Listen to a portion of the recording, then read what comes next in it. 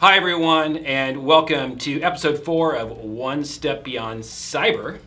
And I'm your host, Scott Kreisberg. But before we get started in this episode, I have a very minor request. If you would do us a big favor, and if you find any value in what we go over today, or you enjoy the information, go ahead and give us a rating and even subscribe. So let's go ahead and get started. Now, today, I've got Tim Derrickson and I've got Mr.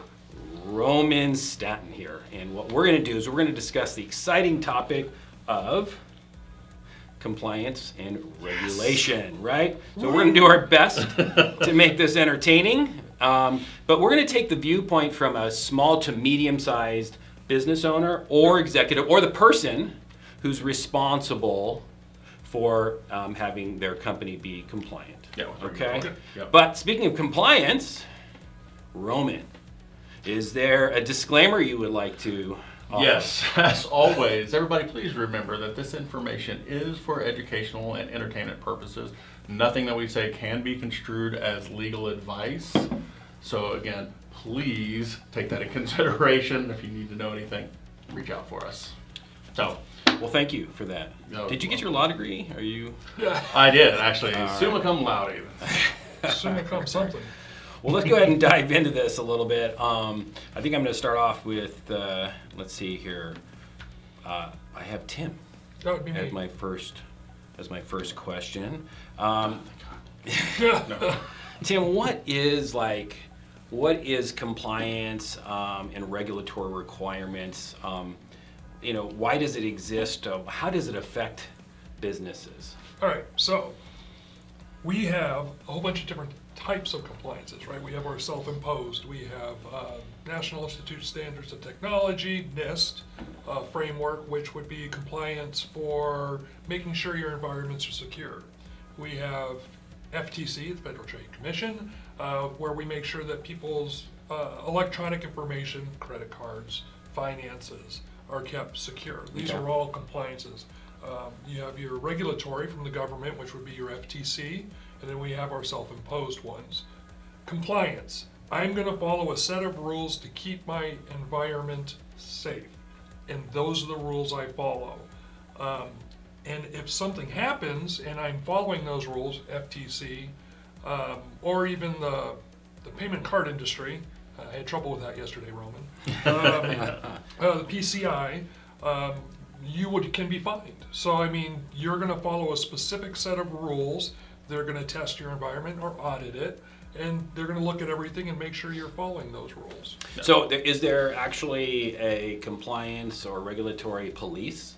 Do they actually come after, Not in most cases. Okay. One of the best things about compliance for companies is that it's already a set of rules. You don't have to make them up. So that's nice. But on the other side of it, while there's no police, they know exactly what they're looking for when they audit. Right. So you do have to look at that. And that is changing. So basically, when someone gets breached nowadays, it's all reactive. Mm-hmm. I do a self-assessment, and I look at everything, and I say, okay, I provide this to PCI, the payment card industry, and they look at it and they go, okay, they give me the rubber stamp. They say I've done everything on this list, and then something happens. It's like a certification? Okay. Yeah, like a certification, attestation. Attestation, okay. And so when I do get breached, now they're coming and they're looking at it and they go, you did everything right, and they give you your blessing, and they figure out what happened and how they got through the controls. If I did everything wrong, or if I didn't include everything, that's when I get in trouble. So then they start fining me or doing whatever they're going to do. Got it. But that's also changing with FTC. But we'll talk about that later, I think, in the podcast. Yeah, let's get into that. Actually, we might get into it now a little bit, but I'm going to guide this one over to Roman. So can you provide a bit of an overview of the landscape for compliance and regulation, as well as how the different compliances or regulations might more apply? Tim just touched on it a little bit, but how they might be more relevant, let's say, to one type of business versus another one. There is always, so the landscape is ever changing. right? That's why you always have versions of things that come out. The Federal Trade Commission safeguards, these are actually fairly new standards that they've put out. The Department of Defense has a model which is going to go for their second, third change, hopefully at the end of this year. There's some rumblings that might get pushed to next year. So there's always something on the horizon with this. So the landscape is pretty broad with each business. You had mentioned what some businesses have all inclusive, right? No matter what business you're in, you will have incident response plans, right? Business continuity. Obviously, they want to make sure you have antivirus, right? That you have some sort of spam filtering. So all that is actually in compliance, and it goes across the board. But you have, Tim mentioned, the payment card industry, right? Those are people that take credit cards. If you don't take credit cards, you're not beholden to them. HIPAA, we all know HIPAA, the Health and Privacy Act. Obviously, if you're not taking, whether Roman has a gallstone or not, right, that your company doesn't do that, you're not required to follow HIPAA, right? So there are some industry regulations. One of the things that I think is very interesting about compliance regulation, is payment card industry is not the same as the Federal Trade Commission, which deals with finance. Two separate things. One's interested in transactions, the other one's interactions with the client. So it's a very unique nuance that each one of these have that are, I'd say business or industry specific. Wow. It's also interesting when you look at it that way, in the fact of they're very specific in the data that they protect and what they're trying to protect. And I always find that's what I find interesting, because they are completely different and one doesn't cover the other. So it's vital that our viewers actually, find out what they need to comply with. Absolutely. Based on what type of business that they're in. All right, well, as a follow-up question on that, Roman, what are some of the main challenges that businesses face when they're trying to be good businesses and be compliant? And are there any common pitfalls that people have run into from your experience? All of it is challenging, every bit of it. All right, so let's go next. The main one, I would say honestly, Scott, the main challenge that everybody that I see runs into is when they either find out that they have to start doing this or they're first getting into it is, oh my God, I've got to do it all now.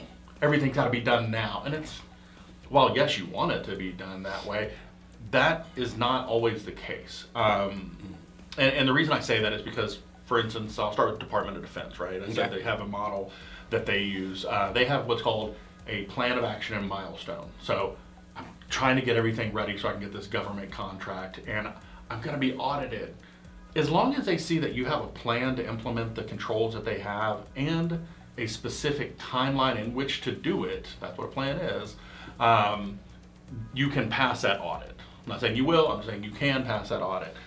Same thing with the health and privacy. They have a risk management that they want you to do, written information security policies for other ones, right? So as long as you can get a plan and realize that not everything has to be done today, then I think you can breathe easier. And I'd say that's the biggest challenge most people have to overcome. Right. Well, I think a little easier. I think we also have to remember that they do have to have some type of security in place along with that plan. I mean, you can't just open up your network and say, I have my plan, but you haven't done anything or shown that you have made any progress in the plan. Yes. Absolutely, yeah. I mean, I'll probably say this 3 or 4 times, but, compliancy it's an activity. So it's something you actually do. And so many people are just trying to do it and put check marks that look, I do have a plan. But has anybody read it? Right. Has anybody actually, have you rehearsed the plan, Have you, so if you haven't and you just check the box, odds are you have a higher probability if you get breached that they might, come after you. So yeah, and I think also just to touch on it, and I know that we've talked about it in all the other podcasts, and the fact of security, compliancy does not mean your environment is 100% secure.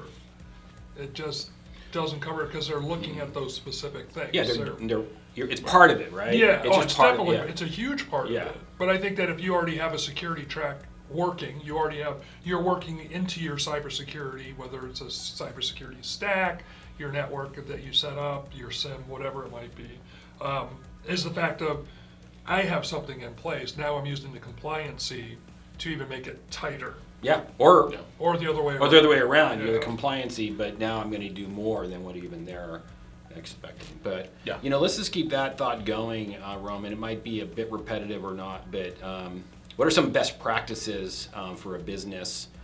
Talk to the business owner, talk to the person inside their company that's been tasked. Hey, get me compliant.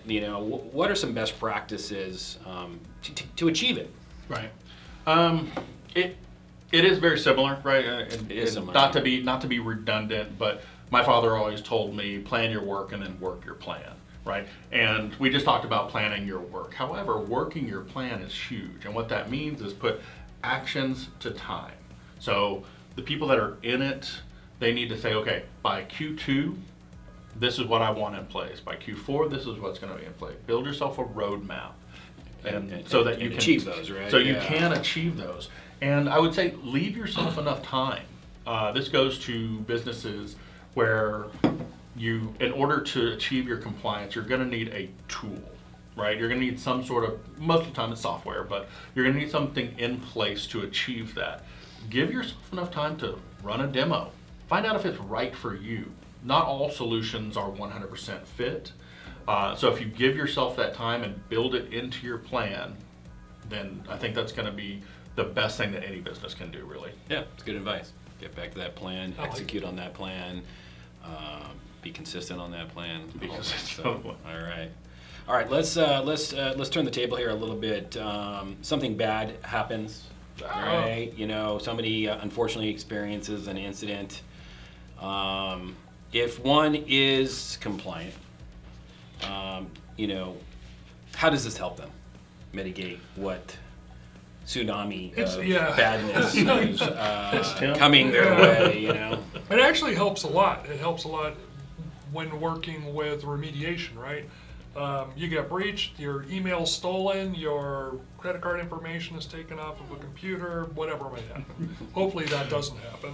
But as long as you did everything right according to the compliancy for that specific industry, your life's a little bit lighter, not too late, I would say, because you got breached, but you're able to look at it and go, I did everything right. And not only did I get everything right, PCI industry, if I didn't do everything right, now I'm getting fined. Right. And heavily. Yes, heavily. If I'm doing contracts for the DoD or something like, I might lose contracts. Now I'm losing revenue because of I didn't follow the rules. Because they'll cut you off, especially when it comes to government contracts. And most of the compliances, once you're out of compliance, you need to get back in before they're going to allow you to use their tools, to use whatever it is that you're using. Credit card machines to actually transact, MasterCard, Visa.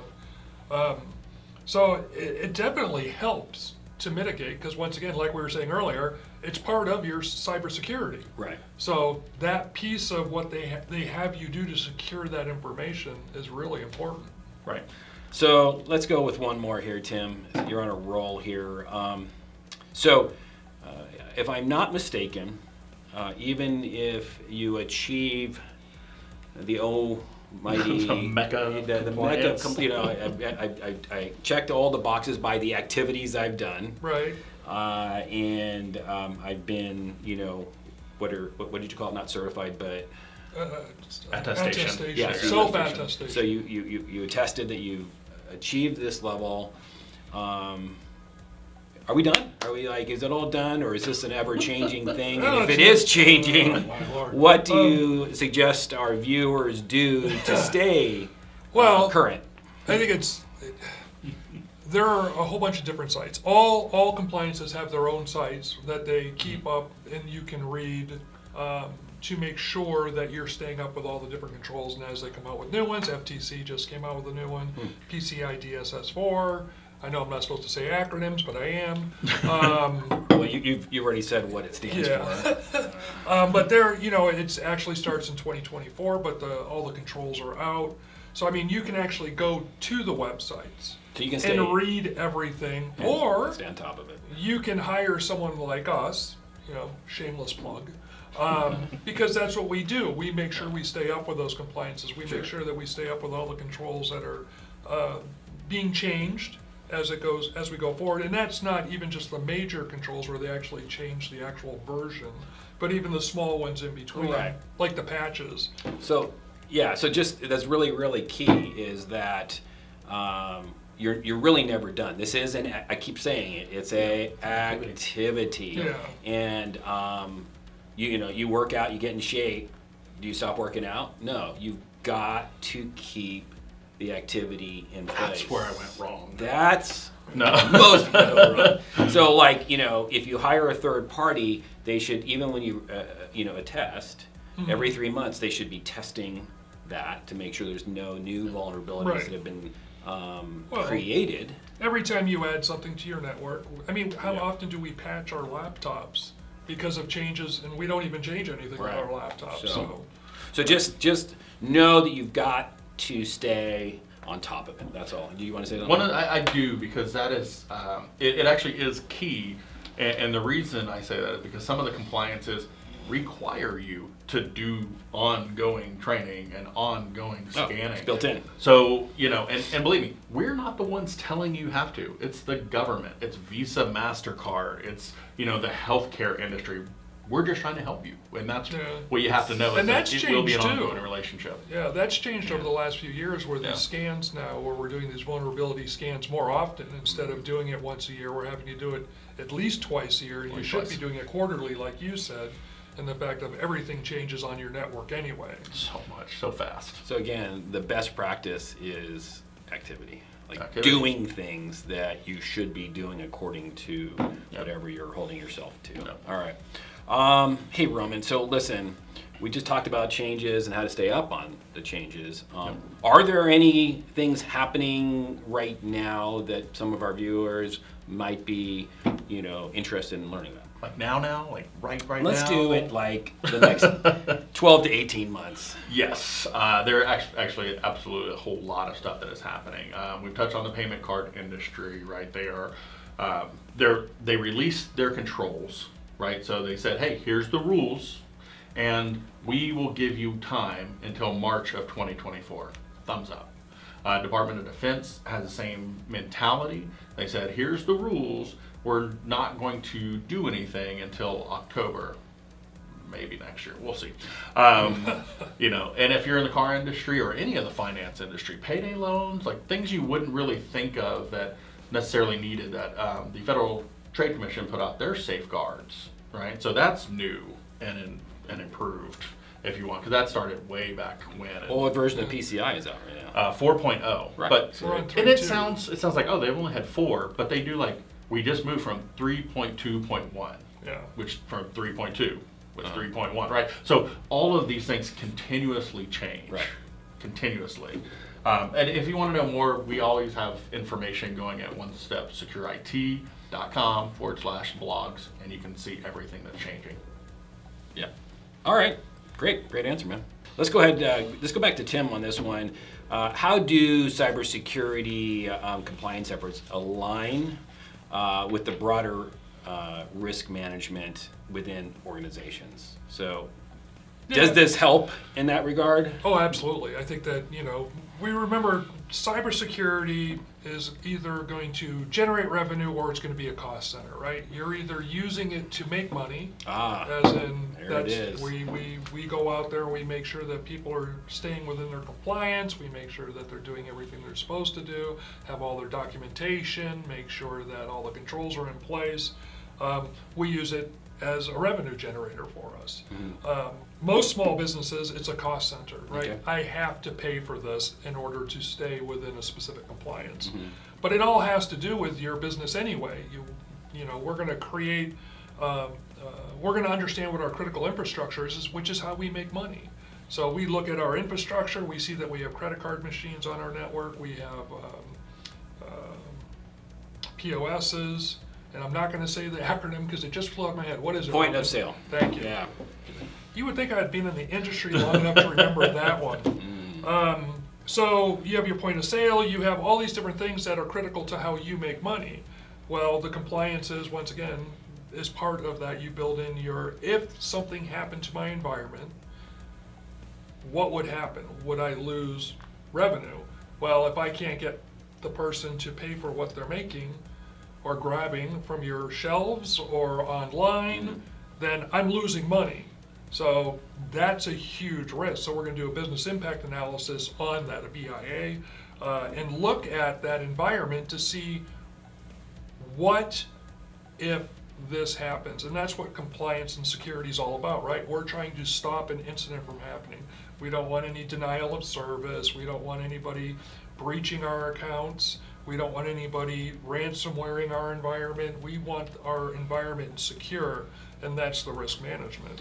Yeah, so what I hear from what you're saying is that if you are held to any standard like compliance or a regulatory requirement, it's an overhead.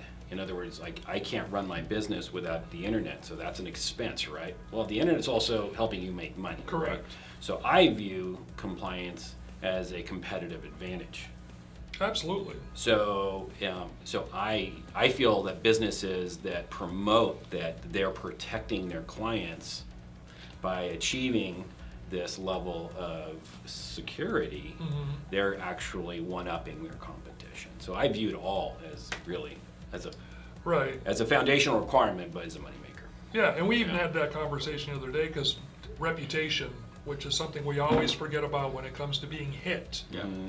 Compliance does help with reputation as well. It actually builds confidence in what you're selling and how you're handling your finances, Absolutely. your environment, your controls. Good. Well, thanks. So let's kind of wrap this episode up. Roman, are there any additional considerations or advice that you might give a business owner, an executive, or that person that is now responsible for achieving compliance? How to maybe navigate getting there? You know, any additional advice from what you've already? Additional. Honestly, run for the hill. No. What I honestly would say is, and this might be for your regulatory industry as well, is train or hire somebody internal that can be on top of this. They can study it. They receive the emails, so that they can help you from an internal aspect. Because the other half of it is hire a third-party company, which Tim had mentioned, and sometimes that's gonna be both.